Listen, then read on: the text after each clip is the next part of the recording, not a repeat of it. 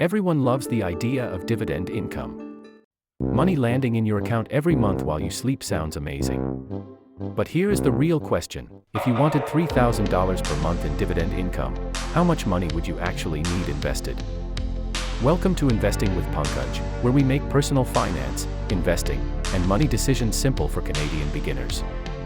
Today, we are breaking down the real math behind $3,000 per month in dividends, how much capital it could require, why dividend yield can be misleading, and what beginners should understand before chasing passive income. Educational only. Not financial advice. First, let's convert the goal. $3,000 per month sounds like a monthly income goal. But investing math usually works better annually. So $3,000 per month times 12 months equals $36,000 per year. That means your portfolio needs to generate about $36,000 per year in dividend income before taxes. Now here is the simple formula. Annual dividend income divided by dividend yield equals the amount of money you need invested. For example, if your investments pay a 4% dividend yield, you divide $36,000 by 4%. That equals $900,000. So at a 4% yield, you would need around $900,000 invested to generate $3,000 per month before taxes. At a 3% dividend yield, the number is even bigger. $36,000 divided by 3% equals $1.2 million.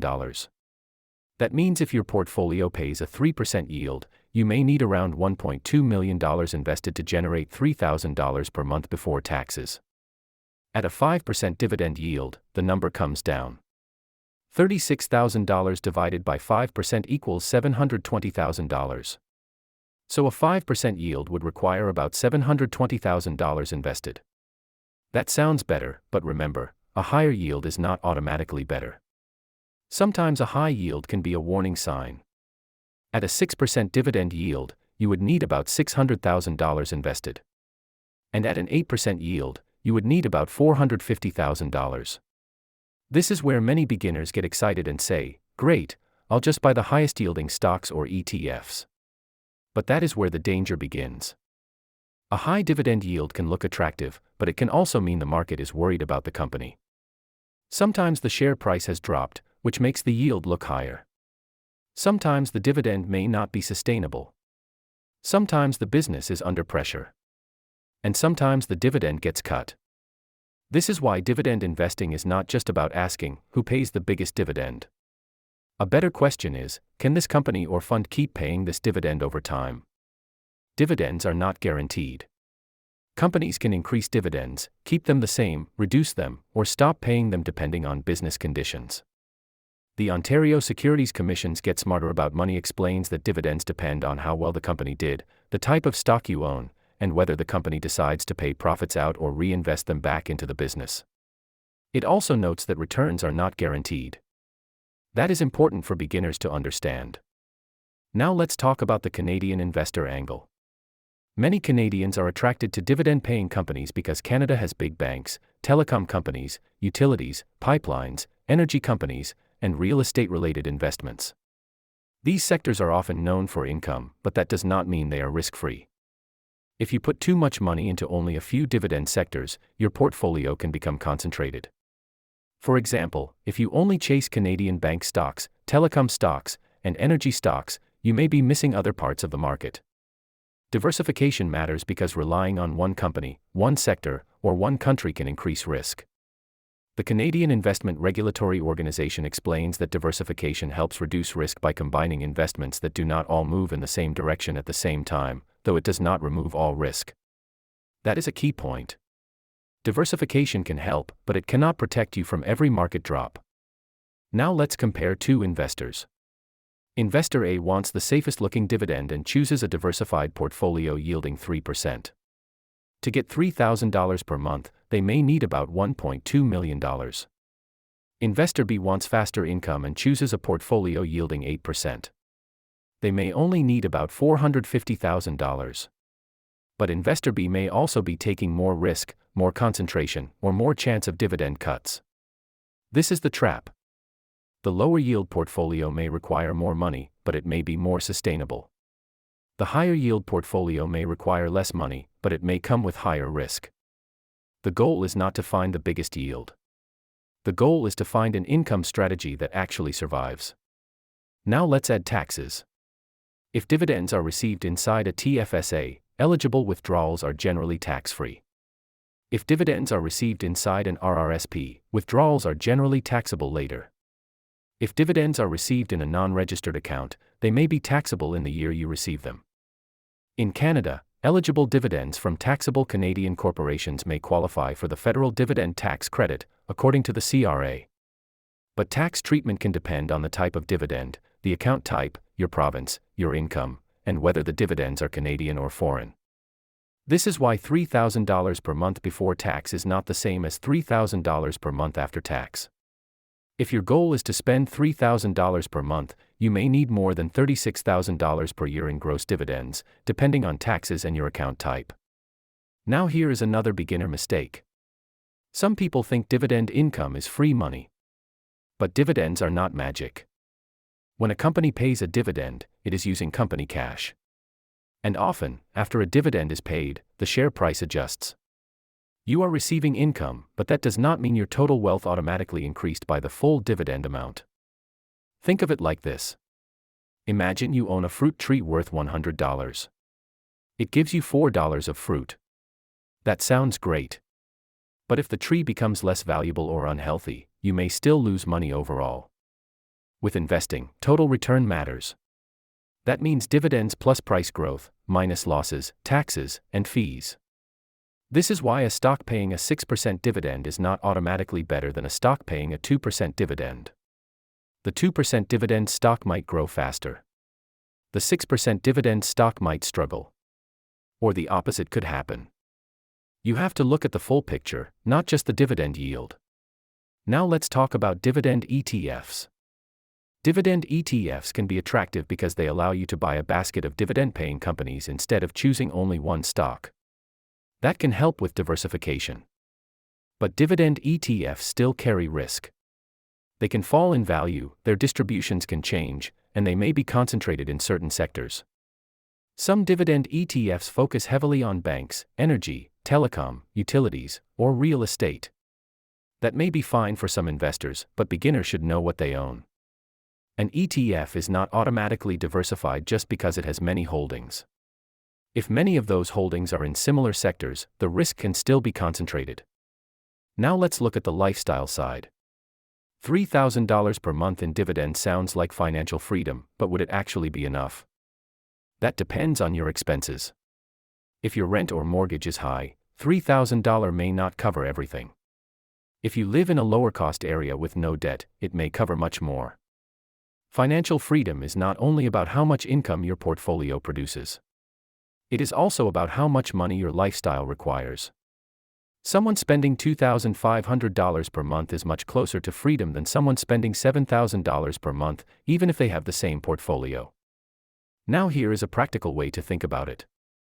Step 1. Calculate your monthly expenses.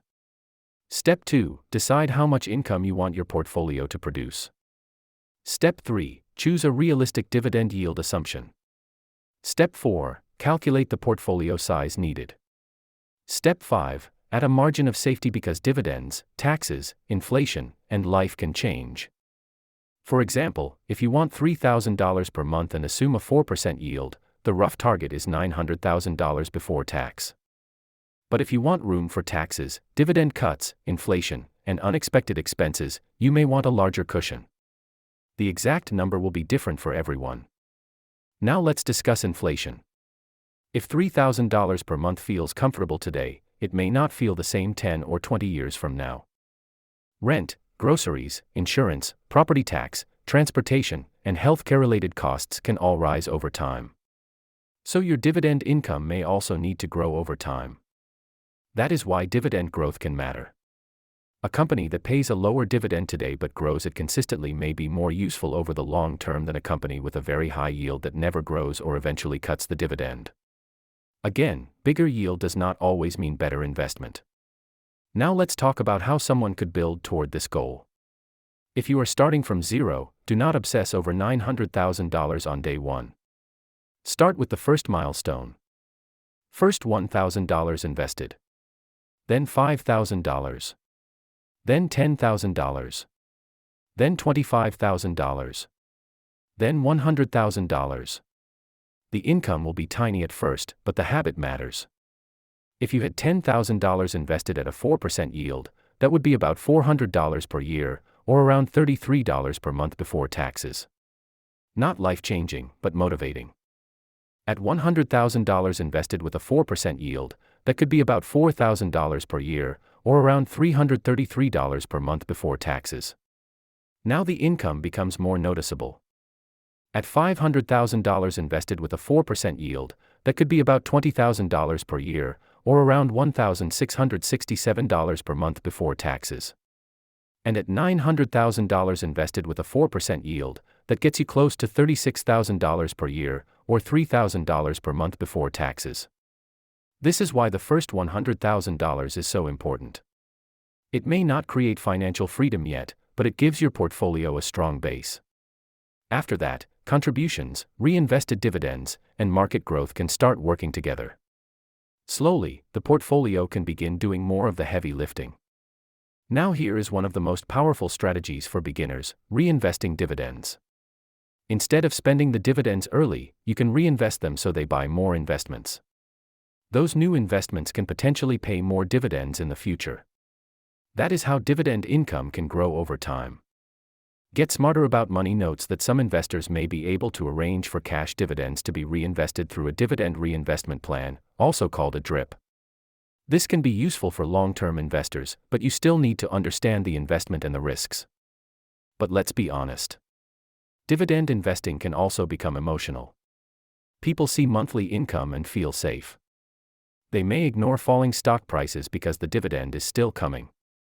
But if the business is weakening, that dividend may not protect them forever. Income is nice, but capital preservation matters too. A portfolio can produce dividends and still lose value. Imagine getting $3,000 in dividends but watching your portfolio drop by $50,000. That does not mean the strategy is automatically bad, but it shows why you cannot only look at the monthly payment. You must look at total risk and total return. Now let's talk about retirement. Some retirees like dividend income because it feels predictable. But retirement income can also come from selling units, interest, pensions, CPP, OAS, annuities, rental income, or a mix of sources. Dividends are one tool, not the only tool. For some investors, a total return strategy may be better than chasing dividends. That means focusing on the overall growth and income of the portfolio, then withdrawing money as needed. For others, dividend income may fit their personality and goals. The right answer depends on the person.